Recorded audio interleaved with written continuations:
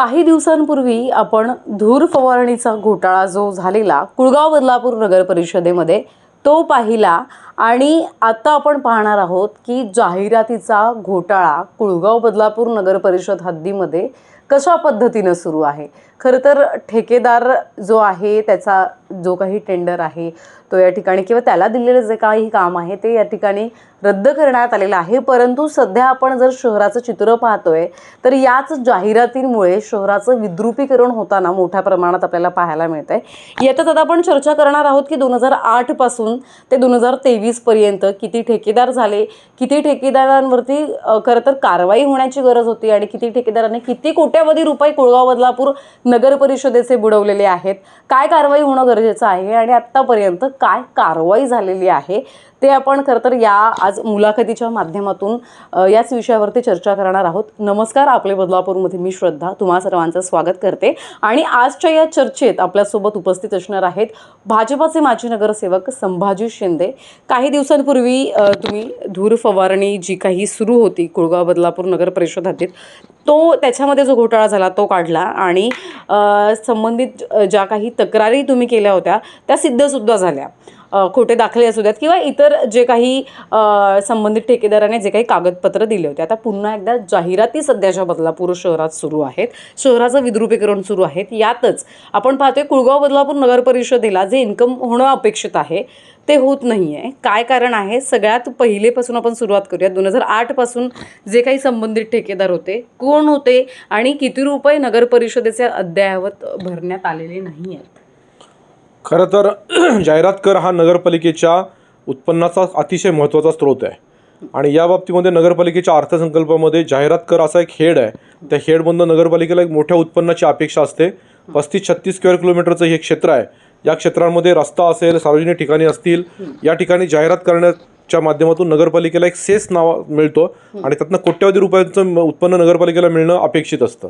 परंतु जेव्हा नगरपालिकेच्या उत्पन्नावर घाला घालून या ठिकाणचे प्रायव्हेट ठेकेदार आणि या ठिकाणचे अधिकारी ह्या नगरपालिकेचं मोठं नुकसान करतात, तेव्हा एक जागरूक नागरिक या नात्याने आणि माजी नगरसेवक या नात्याने पुन्हा ही गोष्ट आपल्यासमोर निदर्शनास आणण्यासाठी आज मी आपल्यासमोर आलेलो आहे। नागरिकांनो, तुम्हाला एक महत्त्वाची गोष्ट या ठिकाणी सांगतो। कुळगाव बदलापूर नगरपालिकेमध्ये आम्ही 2005 पासून त्या ठिकाणी काम करतोय। 2008 मध्ये कुळगाव बदलापूर नगरपालिकेच्या पाठीमागे लागून आम्ही या शहरामध्ये सार्वजनिक ठिकाणी ज्या जाहिराती लागतात त्याच्यावर कर आकारणी करावी, ज्या म्युन्सिपल ॲक्टमध्ये प्रोव्हिजन आहे त्याच्याप्रमाणे एक ठेका काढला। ब्रेनवेव्ह नावाच्या एका कंपनीला तो ठेका त्या ठिकाणी देण्यात आला। या कंपनीने त्याच्यातनं लाखो रुपयांचं उत्पन्न खाजगी अभिकर्त्यांकडनं प्राप्त केलं, परंतु नगरपालिकेला 45 लाख रुपये त्या ठिकाणी त्या 2008 ते 2010 या कालावधीमध्ये भरले नाहीत। आम्ही त्याच्याविरुद्ध आवाज उठवल्यानंतर नगरपालिकेने त्याचं कॉन्ट्रॅक्ट टर्मिनेट केलं आणि टर्मिनेट करून त्याच्यावर 45 लाख रुपयांची रिकव्हरी त्या ठिकाणी दिली।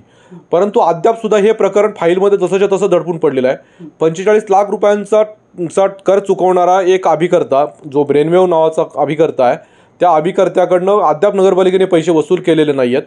तेव्हापासून ही या भ्रष्टाचाराची, जाहिरात विभागातल्या भ्रष्टाचाराची माळ चालू होते आणि आज 2023 पर्यंत इतरही 2 ठिकाणी ते भ्रष्टाचार होत आहेत। सामान्य नागरिकांकडनं 5,000 रुपये प्रॉपर्टी टॅक्स जर भरला नाही तर त्याच्या मालमत्तेवर तुम्ही टाच आणता, त्याच्या सगळ्या प्रोसिजर तुम्ही करता, त्याची जप्ती करता, वसुली करता। या बाबतीमध्ये 4,500-5,000 रुपये जर तुम्ही भरून त्या ठिकाणी नागरिकांना त्रास देत असाल तर 45 लाख रुपये भरणाऱ्या ब्रेनवेव्हला तुम्ही त्या ठिकाणी त्रास आतापर्यंत का दिलेला नाही, ती फाईल नक्की कुठे आहे याची चौकशी होण्याची त्या ठिकाणी गरज आहे।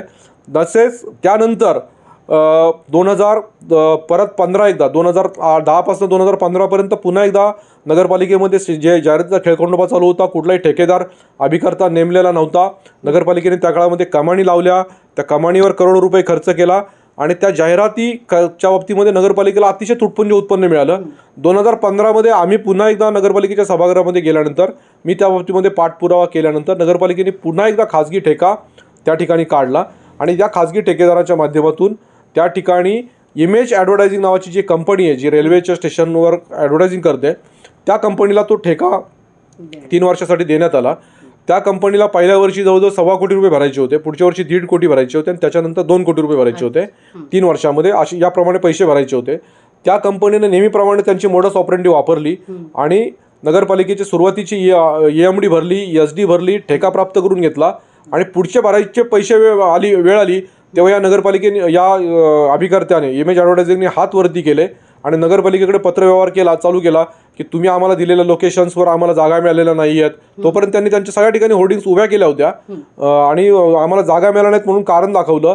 पोल जे नगरपालिकेने त्यांना अलॉट केले होते स्ट्रीट लाईटचे पोल ते त्या ठिकाणी दिले नाहीत म्हणून त्या ठिकाणी सांगितलं गेलं आणि ती कंपनी हायकोर्टामध्ये गेली.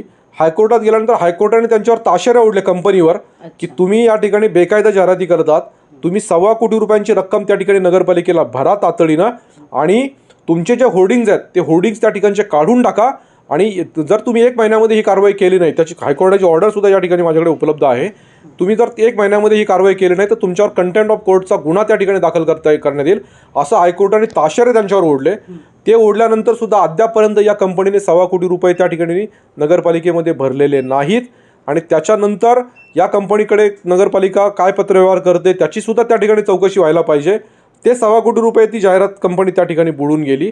त्याच्यानंतर परत काहीतरी 3-4 वर्षांचा कालावधीत नगरपालिकेने स्वतः प्रायव्हेट जागांवर खाजगी जागांवर आणि सार्वजनिक जागांवर जाहिरातीसाठी नगरपालिकेच्या पावत्या फाडायला चालू केल्या. काही खाजगी ठेकेदारांनी त्या ठिकाणी त्यासाठी पैसे भरले खाजगी जागेवर. सार्वजनिक जागेवर पुन्हा एकदा तेच घोंगडं चालू होतं. कुणी पॉलिटिकल लोक यायचे जाहिराती लावायचे, कुणी एजन्सीवाले यायचे जाहिराती लावायचे. पुन्हा एकदा नगरपालिकेने साधारणपणे 2022मध्ये याचं टेंडर काढलं आणि या टेंडरच्या बाबतीमध्ये पुन्हा एकदा तो घोटाळा रिपीट घोटाळा झाला.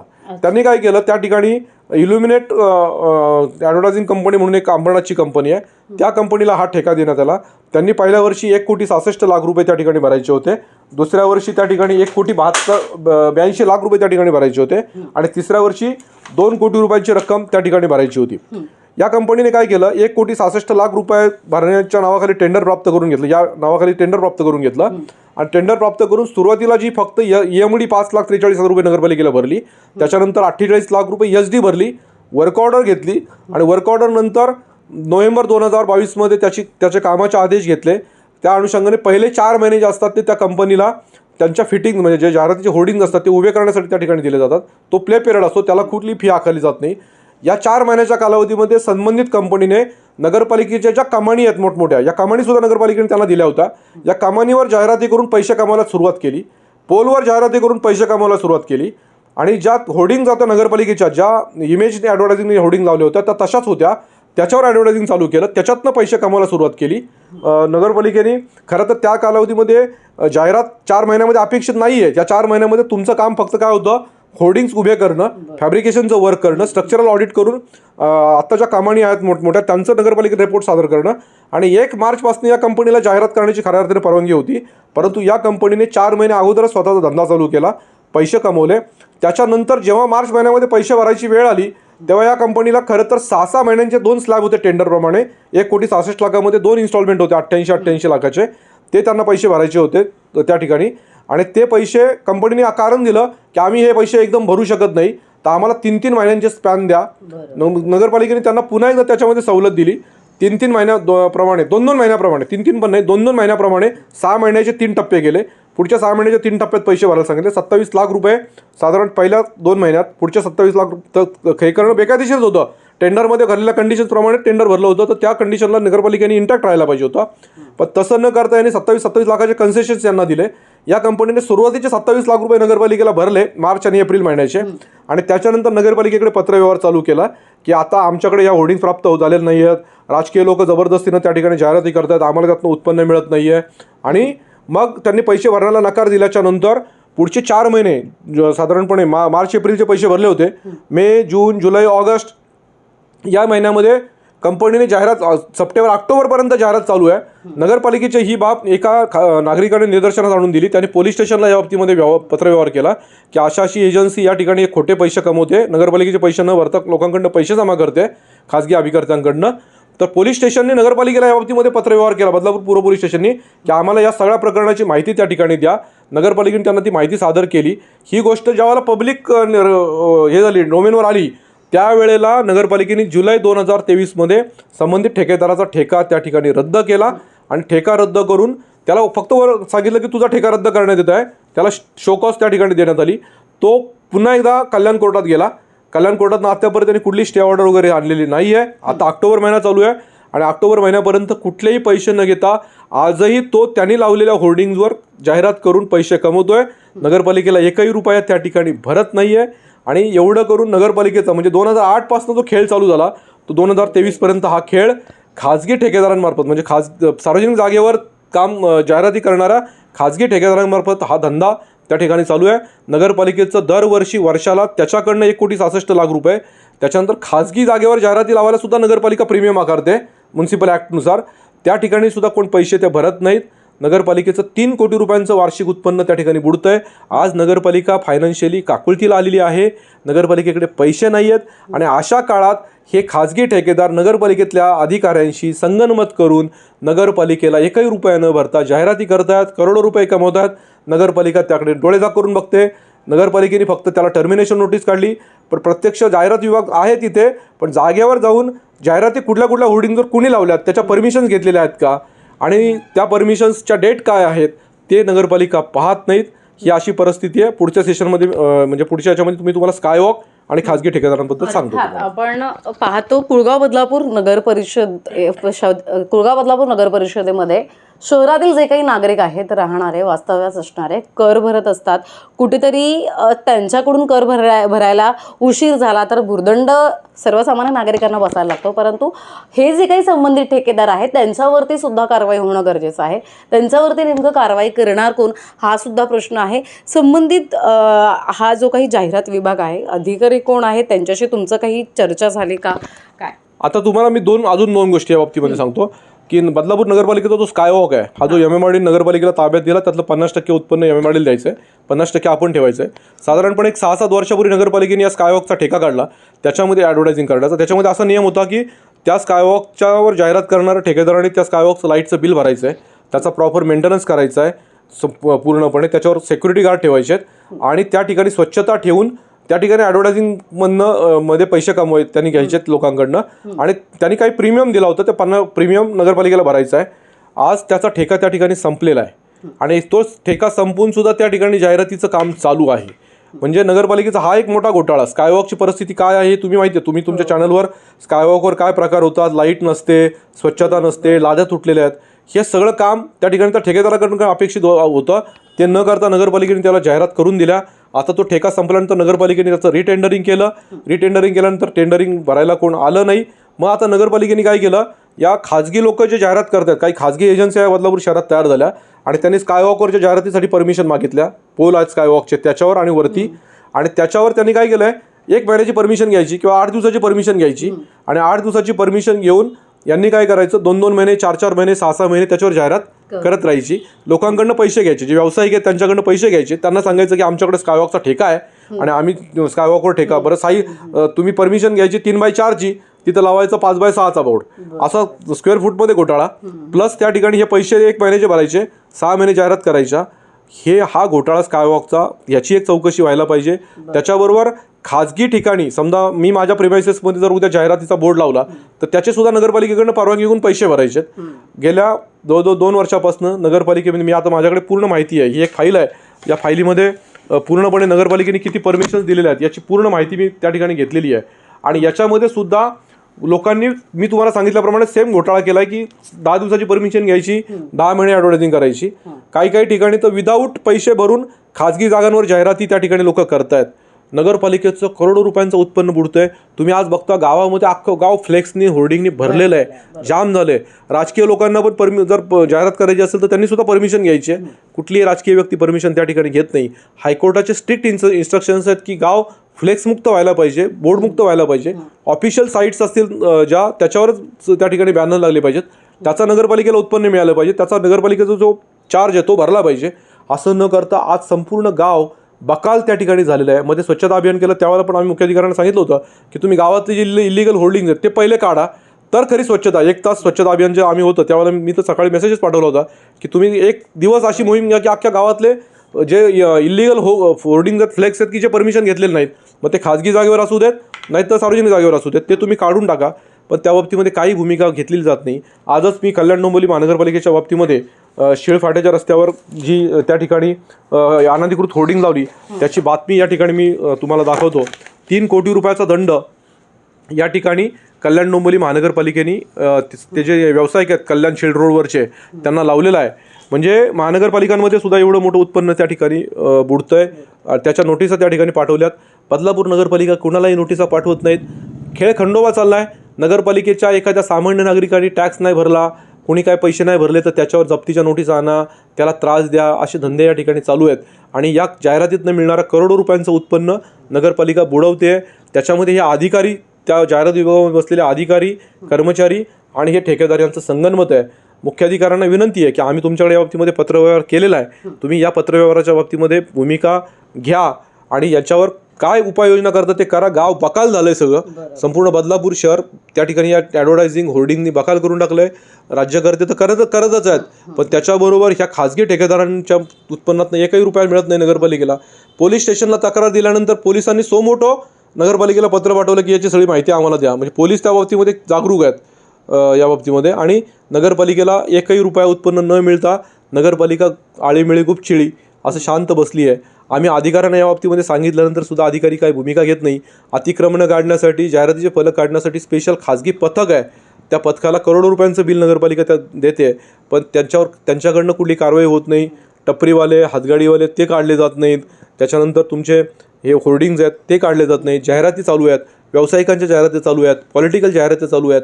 ह्या सगळ्या बाबतीमध्ये या सगळ्या प्रकरणाची चौकशी करण्याची मागणी आम्ही आता आर्थिक गुन्हे शाखेकडे पण केलेली आहे. या संपूर्ण प्रकरणाची चौकशी करा. नगरपालिकेचं उत्पन्न बुडवणं, कोर्टात जायचं, कोर्टातनं स्टे आलेला नसताना सुद्धा ही न्यायालयीन बाब आहे म्हणून नगरपालिकेने सांगायचं. या बाबतीमध्ये मुख्याधिकाऱ्यांचा पण तुम्ही बाईट घ्या, संबंधित विभागाचे अधिकारी त्यांचा बाईट घ्या की नगरपालिकेचं हे उत्पन्न बुडतं आहे आणि माझी समोरासमोर बसण्याची तयारी आहे. माझ्याकडे आता सगळ्या फाईल तुम्ही पाहू शकता. या चारही प्रकरणाच्या फाईलची सगळी कागदपत्र मी घेतलेली आहेत. मला या गोष्टीचं वाईट वाटतं की आम्ही एक या गावचे नागरिक आहोत. नगरपालिकेला मिळणाऱ्या उत्पन्नातूनच नगरपालिकेची विकास कामं त्या ठिकाणी होत असतात. आणि अशा वेळेला जर ही खाजगी अभिकर्ते अशी नगरपालिकेचे लाखो रुपये लूट जर या अधिकाऱ्यांच्या संगनमताने करत असतील तर हा आम्ही उघडा भ्रष्टाचार त्या ठिकाणी पाहू शकत नाही. या ठिकाणी ह्या नगरपालिकेचे आम्ही एक जागरूक नागरिक आहोत, माजी नगरसेवक आहोत. त्यानिमित्तानं हा विषयसुद्धा मी तडीस नेणार आहे. ज्याप्रमाणे मी धूरपवरणीचा विषय नेला आहे त्याप्रमाणे हा विषय तडीस नेणार आहे. आणि या शहराला स्वच्छ करण्याचं काम त्या ठिकाणी आम्ही करणार आहोत. आणि याच्यामध्ये आम्ही सगळे पुरावे आर्थिक गुन्हे शाखेकडे, अँटी करप्शनकडे, जिल्हाधिकाऱ्यांकडे, राज्य सरकारकडे देणार आहोत की बदलापूर नगरपालिकेच्या 2008 पासूनच्या 2023 पर्यंतच्या या सगळ्या जाहिरात प्रकरणांची चौकशी व्हावी आणि याच्यामध्ये जे जे दोषी असतील त्या संबंधितांवर, दोषींवर कारवाई करावी आणि त्यांच्यावर फौजदारी गुन्हे दाखल करावेत अशी मागणी आम्ही या निमित्तावरती सुद्धा करणार आहोत. मुख्याधिकाऱ्यांना पण आम्ही पत्रव्यवहार केलेला आहे आणि त्यांनासुद्धा लवकरात लवकर जागा होण्याची या ठिकाणी विनंती करत आहोत. अर्थात कुळगाव बदलापूर नगर परिषदेचे मुख्याधिकारी आणि प्रशासक अशा दोन्ही भूमिका ज्या आहेत त्या योगेश गोडसे हे सध्या पार पडतात, आपल्याला सगळ्यांना माहिती आहे. परंतु आता हे सगळं होत असताना अधिकाऱ्यांच्या आशीर्वादाशिवाय हे होणं शक्य नाही आहे. त्यामुळे संबंधित विभागाचे जे काही अधिकारी आहेत, मुख्याधिकारी योगेश गोडसे, मुख्याधिकारी आणि प्रशासक हे दोन्ही महत्त्वाच्या भूमिका निभावणारे मुख्याधिकारी योगेश गोडसे आता हे कशा पद्धतीने या सगळ्या गोष्टीवरती कारवाई करतात आणि कशा पद्धतीनं जो काही येणारा कोटी रुपयांचा जो काही नगर परिषदेला येणारा जो काही कोटी रुपये आहेत ते कशा पद्धतीने नगर परिषद आता वसूल करते हे पाहणं सुद्धा महत्त्वाचं ठरणार आहे. आणि आपण 4 फायली आहेत, तुम्ही या ठिकाणी दाखवू शकता की या 4 फायली हे सगळे पुरावे आहेत. हे सगळे पुरावे आम्ही त्या ठिकाणी वरती अँटी करप्शनला सादर करणार आहोत. आम्ही आर्थिक गुन्हे शाखेकडे पण सादर करणार आहोत आणि मुख्याधिकाऱ्यांना पण आता एक पत्र देतोय. त्या पत्राची त्यांनी ज्याप्रमाणे इतर वेळेला कमिटी नेमतात तशी कमिटी नेमून चौकशी करावी अशी मागणी त्या ठिकाणी आम्ही मुख्याधिकाऱ्यांकडे करणार आहोत. तुम्ही या 4 फायली दाखवू शकता लोकांना. अर्थात आता कशा पद्धतीने नगर परिषद यावरती लक्ष घालते हे पाहणं महत्त्वाचं ठरणार आहे. त्यासोबतच जो संबंधित ठेकेदार होता ज्याच्याकडे हे काम देण्यात आलं होतं, या निमित्तानं नागरिकांना विनंती आहे की तुमच्याकडे कुठलाही खाजगी ठेकेदार जर आला की माझ्याकडे बदलापूर नगरपालिकेच्या जाहिरातीचा परवाना आहे, एकही रुपया त्याला देऊ नका. डायरेक्ट नगरपालिकेशी संपर्क साधा, नाही तर आमच्याशी संपर्क साधा की अशा लोक गावात फिरत आहेत. ज्याप्रमाणे हे पानटपरीवाले, हातगाडीवाले लोकांकडनं पैसे जमा करत आहेत तसे हे खाजगी जाहिरातवाले तुमच्याकडनं पैसे घेतील. कुणालाही नगरपालिकेने ठेका दिलेला नाही आहे, तो ठेका रद्द करण्यात आलेला आहे. हे सगळे मोठमोठे होर्डिंग्स आता नगरपालिकेच्या मालकीचे आहेत. त्याच्यामुळे तुम्हाला या निमित्तानं विनंती आहे की ह्या जाहिराती करायच्या असतील तर नगरपालिकेकडे थेट पत्रव्यवहार तुम्ही त्या ठिकाणी करा. नगर परिषदेच्या मालकीचे असताना सुद्धा आपण सध्या पाहतोय नवरात्र सुरू आहे, दसरा सण येतोय आणि याच निमित्ताने संपूर्ण शहरामध्ये राजकीय नेते असू द्यात किंवा इतर जाहिरातदार जे आहेत त्यांची बॅनरबाजी होताना पाहायला मिळते. आता हे जे काही जी काही ज्यांनी बॅनरबाजी केलेली आहे त्यांनी तरी परवानगी नगर परिषदेची घेतलेली आहे का हे पाहणं सुद्धा महत्त्वाचं ठरणार आहे. त्यासोबतच संबंधित जो काही ठेकेदार आहे आणि त्याचे जे काही देणं या ठिकाणी कुळगाव बदलापूर नगर परिषदेला लागतं तर ते कधीपर्यंत नगर परिषदेचा जो काही कोट्यावधी रुपयांची रक्कम जी आहे ते कधीपर्यंत देणं होतं हे पाहणं सुद्धा महत्त्वाचं ठरणार आहे. व्हिडिओ जर्नलिस्ट साहिल काळेसह श्रद्धा ठोंबरे, आपले बदलापूर.